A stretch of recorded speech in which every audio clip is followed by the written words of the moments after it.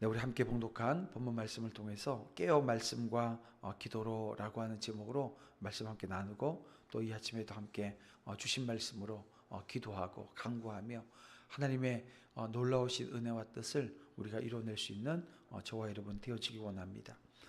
여러분, 하나님의 말씀은 때로 위로가 되어지지요. 하지만 때로는 심판과 또 회개의 경고로 다가올 경우들도 있습니다. 자, 오늘 본문에 나오는 에스겔은 그 하나님의 말씀을 받아서 이 바벨론 포로로 끌려간 그 이스라엘 백성에게 선포해야 되는 사명자로 이 부름을 받는 그 장면을 우리가 함께 읽었는데요. 여러분 보세요. 이스라엘 백성들, 그들은 단지 육체적으로 바벨론으로 끌려온 것이 아니었습니다. 영적으로 완고해지고 또 회개하지 않으면서 말씀에 귀를 기울이지 않는 상태였다는 거죠. 자신들이 망한 이유가 죄 때문이라고 하는 것을 자각하지 못해요. 그 자각이 없는 겁니다. 또 돌아갈 길도 모른 채 하나님을 향한 마음조차 닫혀 있었습니다. 그런 최악의 그 영적 상태 속에 하나님은 그 에스겔을 그들에게 지금 보내는 것입니다. 왜일까요? 하나님은 그들이 돌아오기를 여전히 기다리고 계셨기 때문입니다. 자, 오늘 보면은 그런 자들에게 보내심을 받은 사명자의 태도와 삶의 자세를 통해서 오늘날 그 우리도 말씀과 기도로 깨어 있는 사명자의 삶을 살아야 된다라고 하는 것을 교훈받게 되어지는데요. 이제 우리가 본문 한번 보겠습니다. 여러분 3절을 한번 보세요. 인자야, 내가 내게 주는 이 두루마리를 내 배에 넣으며 내 창자에 채우라 하시기로 내가 먹으니 그것이 내 입에서 달기가 꿀 같더라 라고 말씀합니다. 그렇습니다. 하나님은 그 에스겔에게 이 두루마리를 먹으라고 말씀하셔요. 그리고 그 말씀은 입에 달았습니다. 근데 우리가 어제 본문에서 봤지만 그 내용이 뭐냐면 애가 그리고 탄식, 재앙으로 가득 차 있었습니다. 여러분, 이 말씀은 우리가 하나님의 말씀에 익숙해지고 그 말씀으로 내 속을 채우는 것이 이 사명의 시작이라고 하는 것을 알게 합니다. 여러분이 먹는다는 것은 이렇게 우리가 단순하게 지식을 채운다 이런 뜻이 아니라 이 말씀이 내면화되어지고 또 소화되어지고 체화되어야 한다라고 하는 것을 의미하는 거죠. 그러니까 말씀을 묵상하고 듣고 기도하는 것을 반복해서 그 말씀이 내 영혼을 지배하도록 해야 된다라고 하는 뜻이 되어집니다. 그래서 말씀을 외치는 자는 먼저 말씀을 먹어야 하는 자입니다. 입술보다 이 마음이 말씀으로 채워져야 하고 지식보다 이 생명으로 익숙해져야 하는 겁니다. 자, 오늘 우리의 삶 속에서 하나님의 말씀을 얼마나 갈망하고 있는가를 여러분 한번 살펴보세요. 그 말씀을 통해서 나 자신이 먼저 변화되어져 가고 있는지를 살피자는 얘기예요. 사명자는 말씀을 익숙하게 여기는 자고 또 그 말씀을 자신의 이 생명의 양식으로 삼는 자라고 하는 것을 오늘 이 아침 다시 한번 기억하시기를 주님의 이름으로 축원함을 드립니다. 자, 또 하나는 이 담대하게 말씀을 전하는 것이 사명자의 모습입니다. 자, 9절 말씀을 보면 그들이 비록 반역하는 족속이라도 두려워하지 말며 그들의 얼굴을 무서워하지 말라라고 하는 말씀이 있습니다. 그렇습니다. 하나님은 에스겔을 이스라엘 자손들에게 보낸다고 말씀하세요. 하지만 그들이 듣는데요? 아니요, 듣지 않을 거라는 겁니다. 오히려 거절하고 그 말씀에 반발할 겁니다. 그러나 하나님은 뭐라고 말씀하냐면 에스겔에게 그런 상황이 주어지더라도 담대하라는 거예요. 듣든지 아니 듣든지 말씀을 선포하라고. 이 말씀은 선포되어야 한다고 말씀합니다. 그렇습니다. 이 사명자는 사람들의 반응이 그렇게 중요한 게 아니에요. 어떤 반응을 보이더라도 여러분 하나님의 명령에 충실한 자가 사명자인 겁니다. 그래서 오늘 9절을 다시 한번 보면 이 상반절을 보면 하나님은 에스겔의 이마를 화석보다 굳은 이마처럼 강하게 하시고 강철 같은 마음을 주신다라고 말씀합니다. 여러분, 오늘 우리도 이 복음을 전할 때 두려움이 있죠. 부담을 느낄 때가 분명히 있습니다. 사람의 눈, 이 거절당할까 하는 이 마음 또 염려죠. 또 뭐 사람들이 복음에 대해서는 아주 무관심하니까요. 그런데 하나님은 우리에게 말씀하시는 거예요. 자, 오늘 보면 4절에 내 말을 그들에게 고하라. 또 6절에는 내가 너를 그들에게 보냈다면 그들은 정녕 네 말을 들을 거라고. 또 9절 말씀, 그들의 얼굴을 무서워하지 말라고 말씀하고 있습니다.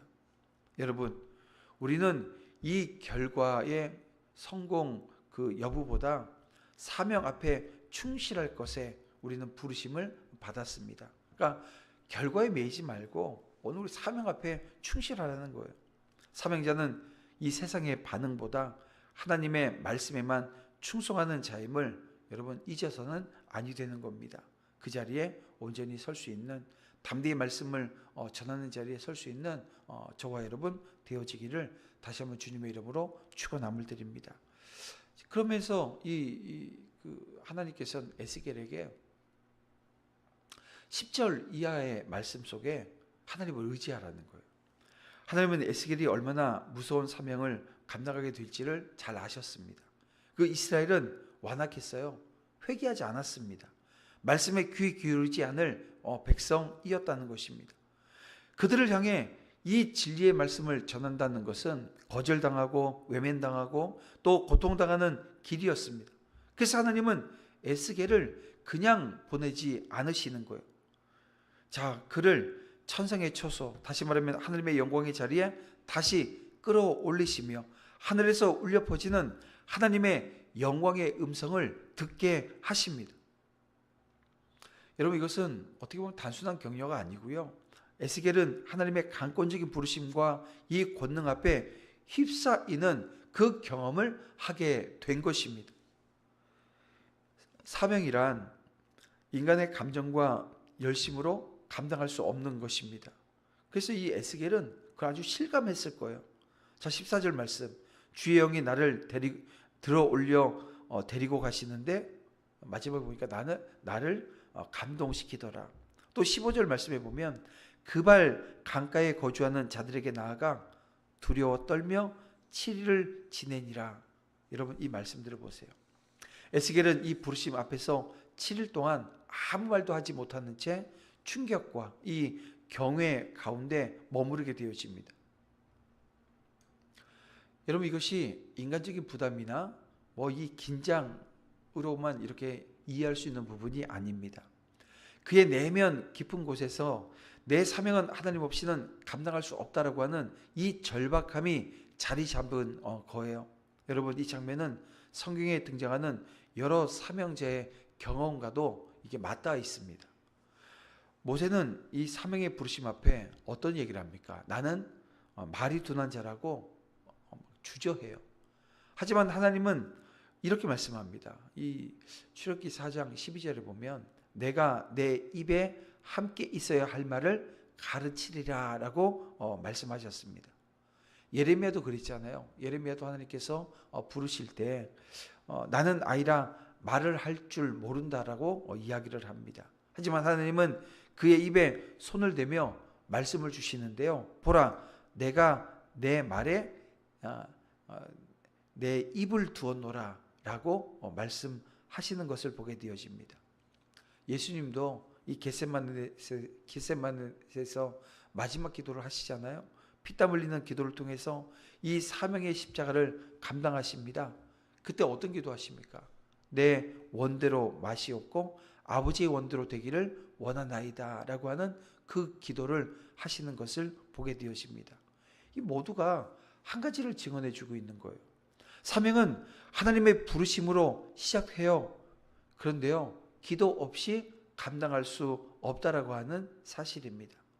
사랑하는 성도 여러분, 오늘날 우리도 하나님으로부터 사명을 받은 사람들입니다. 여러 모양의 부름을 받았지요. 하지만 그 사명을 우리가 감정이나 열정만으로는 감당해낼 수 없는 겁니다. 사람의 말 한마디에 오늘 우리가 흔들릴 수 있어요. 상황의 무게에 지칠 수 있습니다. 자신의 한계에 가로막힐 수 있습니다. 그래서 우리는 깨어 있어야 합니다. 기도로 나를 낮추고 성령의 도우심을 구하며 하나님의 임재 가운데 매일매일 머물러야 하는 것입니다. 여러분, 그렇습니다. 사명자는 기도의 사람인 겁니다. 하나님 부르심 앞에 저와 여러분은 엎드려야 돼요. 하나님의 권능에 붙들려서 이렇게 일어나는 사람이 되어야 합니다. 정리하면 이런 거죠. 에스겔은 하나님의 말씀을 먹고 사명을 받고 또 부르심에 순종했지만 그 모든 사명은 이런 겁니다. 깨어 기도하며 하나님을 의지할 때에만 온전히 감당할 수 있는 거예요. 그것은 오늘 저와 여러분도 마찬가지라는 것입니다. 사랑하는 성도 여러분, 하나님은 지금도 우리에게 말씀하십니다. 말씀을 먹고 살아내라고, 사람을 두려워하지 말고 복음 전하라고, 기도의 자리에서 사명을 붙들라고 오늘 우리에게 말씀하십니다. 에스겔은 이 포로의 땅에서 이 사명을 받지 않았습니까? 제사장직을 하고 있었던 사람이 이 선지자직을 받게 되어집니다. 그러면서 하나님의 입의 역할을 하라고 이 부름을 받았어요. 하지만 그는 말씀에 익숙해졌고 이 담대하게 전했고 하나님을 끝까지 의지했습니다. 주신 말씀대로 그렇게 살아낸 삶의 자리가 있었던 거예요. 사랑하는 성도 여러분, 오늘도 그와 같이 이 말씀과 기도로 깨어있는 사명제로 살기로 오늘 이 아침 우리 함께 결단하시길 바랍니다. 그래서 결과보다는 순종인 거예요. 여러분, 내가 주어진 환경보다는 말씀인 겁니다. 그리고 사람보다는 하나님을 바라보는 그 사명자의 자리에 오늘 우리 저와 여러분 온전히 서시기를 주님의 이름으로 축원함을 드립니다. 이렇게 주신 그 하나님의 말씀 붙들고 이 아침에도 함께 기도하며 나아갈 때 이렇게 기도합니다. 주님, 말씀에 깨어 순종하게 하시고 사람을 두려워하지 않고 정말 복음 전하는 자리에 서게 하시며 기도로 하나님을 의지하며 사명 감당하는 마지막 때에 주님께서 이긴 자로 또 잘 버텨내어 승리하는 그런 하루의 삶이 되어줄 수 있도록 주님 붙들어 주시옵소서. 우리 다 같이 주여 한번 부르면서 간절한 마음으로 함께 기도하며 나아갑니다. 주여, 아버지 하나님 함께 하시고 인도해 주시옵소서. 내 삶의 자리를 이끄시는 아버지 하나님을 바라봅니다. 아버지 인도해 주시옵소서.